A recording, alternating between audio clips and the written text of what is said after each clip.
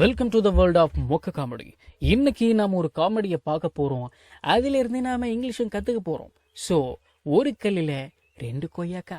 கதையை ஃபுல்லா பார்த்துட்டு இது மொக்க காமெடியில கூட சேராதே அப்படின்னு தயவு செஞ்சு சொல்லிடாதீங்க. உங்களுக்காக ரொம்ப கஷ்டப்பட்டு ஆமா, அதனால சிரிக்கலனாலும் பரவாயில்ல, திட்டாமலாவது இருங்க. சரி, வளவளன்னு பேசாம காமெடிக்குள்ள போயிடுவோம். ஒன் டே, ஒரு நாள், எ மேன் சா, ஒரு மனிதன் பார்த்தான். என்னத்த? எ போர்டு, ஒரு போர்டு. எங்க? அவுட் சைட் எ ஹவுஸ், ஒரு வீட்டின் வெளியே. It set. இப்ப கவனிங்க, இட் செட் அப்படின்னா அது சொன்னது அப்படின்லாம் அர்த்தம் எடுத்துக்க கூடாது. இப்ப கவனிங்க, ஒரு பேப்பர்ல ஏதோ ஒன்று எழுதி கொடுத்து இதுல என்ன போட்டிருக்கு அப்படின்னு நான் உங்ககிட்ட அந்த பேப்பரை கொடுத்து நான் உங்கள்கிட்ட கேட்குறேன்னு வச்சுக்கோங்களேன். நீங்கள் என்ன சொல்லணும் அப்படின்னா, இப்போ தமிழ் என்ன சொல்லுவீங்க? அதில் என்ன இருக்கோ அதை படிச்சுட்டு இப்படின்னு போட்டிருக்கு, இப்படின்னு எழுதிருக்கு அப்படின்னு சொல்லுவீங்களா இல்லையா? அந்த இப்படின்னு போட்டிருக்கு, இப்படின்னு எழுதிருக்கு அப்படின்னு பேசுறதுக்கு பதிலாக இங்கிலீஷில் இட் சேஸ் அப்படின்னு தான் சொல்லணும். இட் சேஸ் அப்படின்னா இப்படின்னு எழுதிருக்கு, இப்படின்னு போட்டிருக்கு அப்படின்னு அர்த்தம். இட் செட் அப்படின்னா இப்படின்னு போட்டிருந்துச்சு, இப்படின்னு எழுதிருந்துச்சு, இப்படின்னு எழுதப்பட்டு இருந்தது. எப்படி? டாக்கிங் டாக் ஃபார் சேல், பேசும் நாய் விற்பனைக்கு. ஃபார் சேல் அப்படின்னா விற்பனைக்கு. The man was surprised and went inside. சரி, இப்போ கவனிங்க, அது ஏன் முதல் வாக்கியத்தில் ஏன் மேனு வந்திருக்கு, ரெண்டாவது வாக்கியத்தில் ஏன் த மேனு வந்திருக்கு? சந்தேகம் வருது இல்லையா? எ மேன் அப்படின்னா ஒரு மனிதன், த மேன் அப்படின்னா அந்த மனிதன். நம்ம தமிழில் மனிதன் மனிதன்லாம் பேச மாட்டோம், ஆளு அப்படின்னு பேசுவோம். எ மேன் அப்படின்னா ஒரு ஆளு, த மேன் அப்படின்னா அந்த ஆளு. இப்போ நான் கதையை ஆரம்பிக்கும் போதே ஒரு நாள் அந்த மனிதன் அப்படின்னு நான் பேசணும் அப்படின்னா ஏதாவது விளங்குமா? ஒரு நாள் அந்த மனிதனா? எந்த மனிதன் அப்படின்னு கேட்க மாட்டீங்க. இப்போ நான் இதை இப்படி நான் பேசிட்டு, அதாவது எப்படி, ஒரு நாள் ஒரு மனிதன் ஒரு வீட்டின் வெளியே ஒரு பலகையை பார்த்தான் அப்படின்னு பேசிட்டு, ரெண்டாவதும் ஏன் மேன் வாஸ் சர்ப்ரைஸ்ட் அப்படின்னு பேசணும் அப்படின்னா என்னது? ஒரு மனிதன் ஆச்சரியப்பட்டு உள்ளே சென்றார் அப்படின்னு நான் பேசணும்னா என்னது? ஒரு நாள் ஒரு மனுஷன் ஒரு வீட்டின் வெளியே பலகையை பார்த்தான், ஒரு மனிதன் ஆச்சரியப்பட்டு உள்ளே சென்றான் அப்படின்னா மொத்தம் எத்தனை மனுஷங்க, மொத்தம் எத்தனை ஆளுங்க அப்படின்னு கேட்க மாட்டீங்க. அதான். அப்ப ஏன்னா ஒரு, தனா அந்த. The man was surprised and went inside. The man was surprised அப்படின்னா அந்த மனுஷன் ஆச்சரியப்பட்டாரு, அந்த ஆள் ஆச்சரியப்பட்டுட்டாரு. அண்ட் வெண்ட் இன்சைடு, இந்த கோவோட பாஸ்ட் வெண்ட் இன்சைட் அப்படின்னா உள்ள போனார். அந்த மனிதன் ஆச்சரியப்பட்டு உள்ளே சென்றார். ஹி ஆஸ்க்ட் த ஓனர், அவர் கேட்டார்.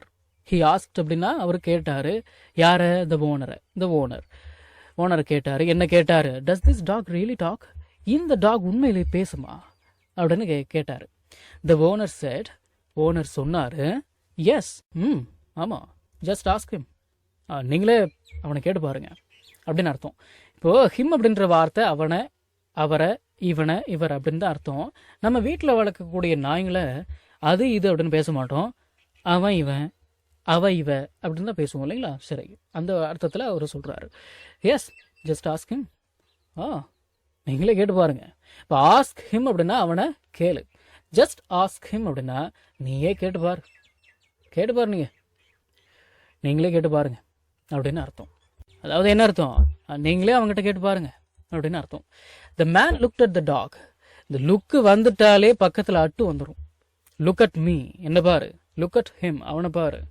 ஆச்சுங்களா? சரி, the man looked at the dog அப்படின்னா அந்த ஆளு இந்த நாயை பார்த்தாரு.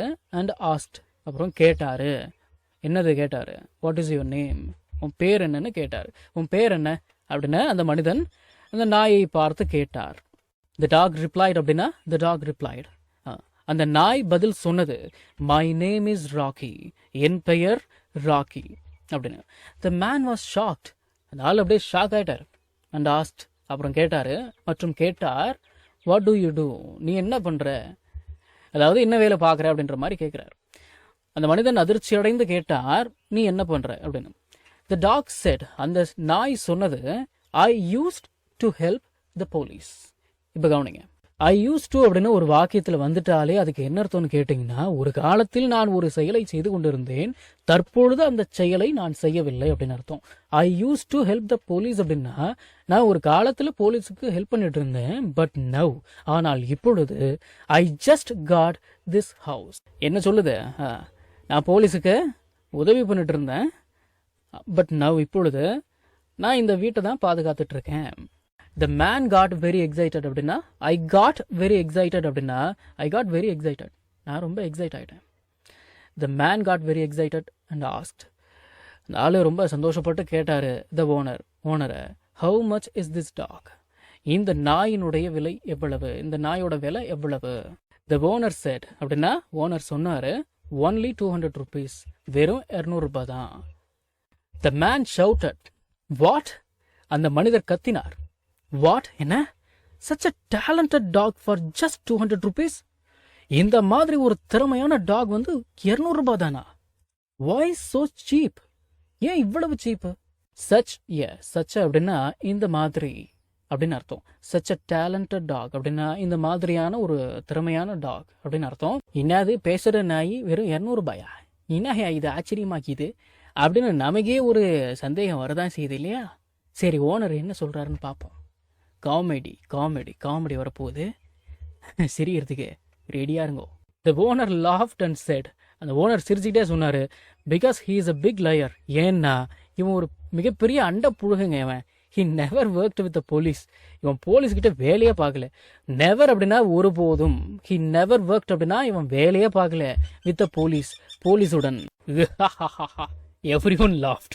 எல்லாமே சிரிச்சாங்க, அனைவரும் சிரித்தார்கள்.